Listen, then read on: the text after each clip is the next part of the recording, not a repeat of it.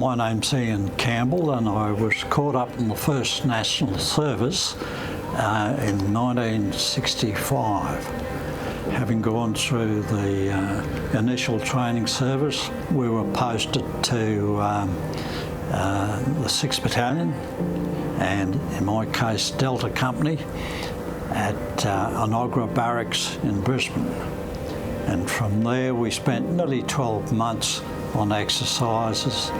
We jumped on a caribou at Tonsanut, and we were flown to a place called Vung Tau on the coast, and we're all pretty impressed because it's a beautiful coastal village. Lots of nice surf, and of course a lot of us were surfies, having lived reasonably close to the coast here, so we thought that this was great. That was short-lived. 3 days after arriving at Vung Tau, we were taken by helicopters, thanks to Kevin, up to the newly formed task force base at Nui Dat. I'm Kevin Sharpley. I joined the Air Force in 1958 as a trainee pilot, graduated with wings in 59, flew on fixed wing until 64. I put in for helicopters and was on the first course of 3 to be run in Australia. When they decided to go to Vietnam in 66, it was also decided that I would need to have 2 pilots, the same as the Americans were. We're very short of pilots, so they handed over the Australian squadron at Butterworth in Malaya to the Royal Air Force, and we were either could come back to Australia or go straight to Vietnam from there. I went straight to volunteered to go straight to Vietnam from there in June 66. It was very fulfilling. It was great to come back and have done it. It wasn't so enjoyable at all. You learn a different sort of flying. You go as fast as you can, you go as low as you can. You never fly between ground level and 1,500 feet because that's the danger zone where you get shot at. So you just fly up to treetops, which was good fun for a young man of 30. But all the helicopter pilots initially were all old, experienced guys. I mean, when I did the course, I was 28, been in the Air Force for a while, and I was one of the first ones that did the course in Australia. I was very glad to have gone. When we were at Butterworth, we were given the option to go home or go to Vietnam. We knew that if we went home, well, the next year we'd go to Vietnam anyway, so most of us would go to Vietnam then. But we joined the military forces to fight a war if necessary, and here it was, so return to service. And everything was going along pretty well until the 17th of August. We were woken up in the middle of the night by a lot of explosions, and the battalion area was hit by mortar fire and Japanese mountain guns, you name it. Some 23 soldiers were wounded by the mortar barrage, and one unfortunately died the day after. That's when they decided that they knew roughly where the mortar fire was coming from by the relocation batteries. My company commander, Harry Smith, said, "We'll go and check it out." About 2 o'clock in the day, we were all lined up to head out to the Long Tan rubber plantation. That's where they knew where the artillery were coming from. We arrived at the Long Tan rubber plantation. We started off with 10 platoon, which was my platoon in the lead, company headquarters, 12 platoon and 11 platoon. As we started to advance, 11 platoon were on the right-hand side, and they spotted some Vietnamese. Unfortunately, these guys, and it wasn't apparent to the platoon commander, that they were actually dressed in uniforms. At 6 of 11 platoon, as they walked in, were all killed. It became apparent then that the only way you were going to survive was to be flat on the ground with your head down and your fingers crossed. That's when they decided to call in artillery from about 6,000 metres away in the task force base, and they were nearly at the stage of calling the artillery down on their heads. Very exposed, it was fairly flattish there, and there was no hillocks or anything that they could get behind. At one stage, Bob Buick he called on the SIG set to company headquarters, and Buick said, bring the next lot of shells on our head. And he said, that'll mean you'll be killed. And Buick said, well, if you don't do it, we'll all be dead anyway. So I was, just cool. So the cold shells were actually slamming into the ground about 20 to 25 metres in front of them. But it was keeping the North Vietnamese, who were then coming in waves, trying to overrun 11 Platoon.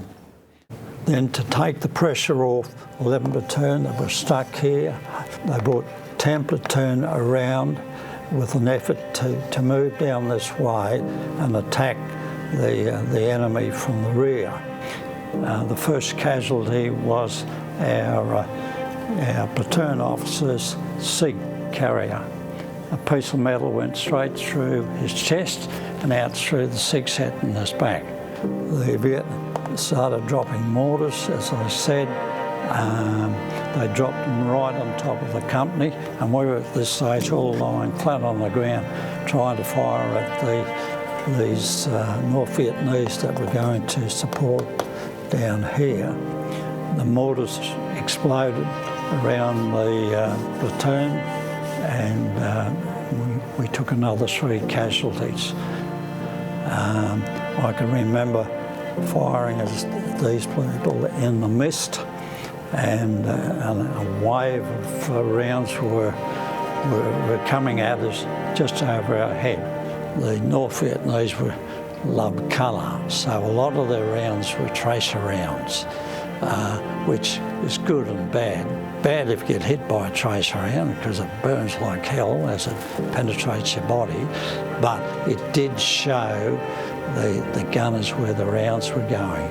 To cap all that, of course, that's when the storm started, and it just fell out of the sky.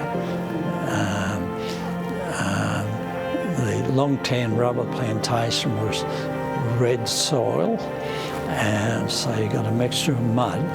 So we did a very smart shuffle backwards. And at this stage, it was the storm had hit, and visibility was only a matter of 10, 15 metres. My job here was, as my platoon moved backwards, I was the machine gunner, and I was doing my level best to keep the enemy's heads down as we went back. And it was raining so heavy, there was mist, all the fumes coming off the shells, striking the rubber trees, there was falling limbs. It was real chaos.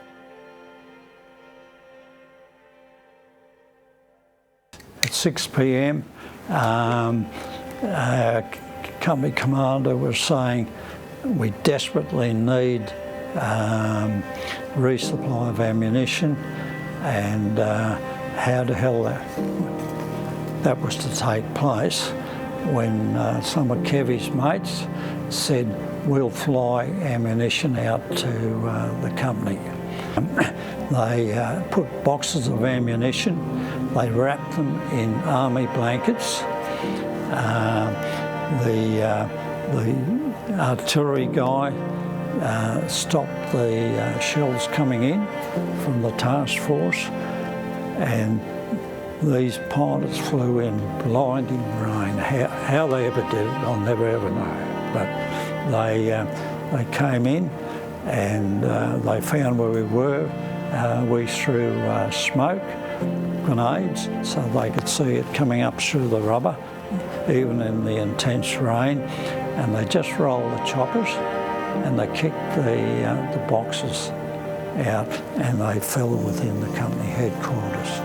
Our company sergeant major, guy of about 18 or 19 stone, he walked around with my platoon sergeant and they were smashing open the boxes of ammunition and throwing it to the perimeter where the blokes were lying, and they had time to push a couple of rounds into the magazine and use them.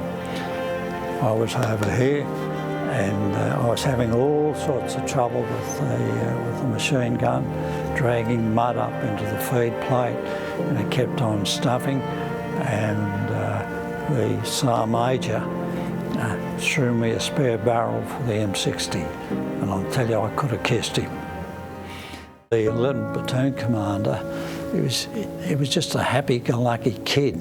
Bob Buick was a fairly experienced, tough Army sergeant, and he had this young kid as his platoon commander, and if you read the books, Buick kept yelling at him to keep his bloody head down, but he was trying to be, I guess, the good platoon commander, to look around to see what was happening to his men, where the enemy were, and Buick screaming at him, for F's sake, keep your head down. And of course, bang, he was shot straight through the neck and killed instantaneously. I wasn't not really involved. What happened was, the gun started firing, started raining, we just sat there, and we just sat there, and we sat there, and the guns were just over the road there going bang, bang, bang, and we just sat there. And then during one stage, 2 helicopters started up and went off, and then I came back again, and we just sat there and sat there and sat there. We didn't know what was going on. And these 2 helicopters went and came back, and it got dark, and then they got a bit quiet. And then it was pitch dark, and then we went in and had to land in this dark area where the APCs were in the dark, which was difficult, and we all made trips from there to the hospital in Vung Tau. I made 4 trips, I think it was, that night. The next day, that was it. We just would land and something would go in the back, we didn't know what.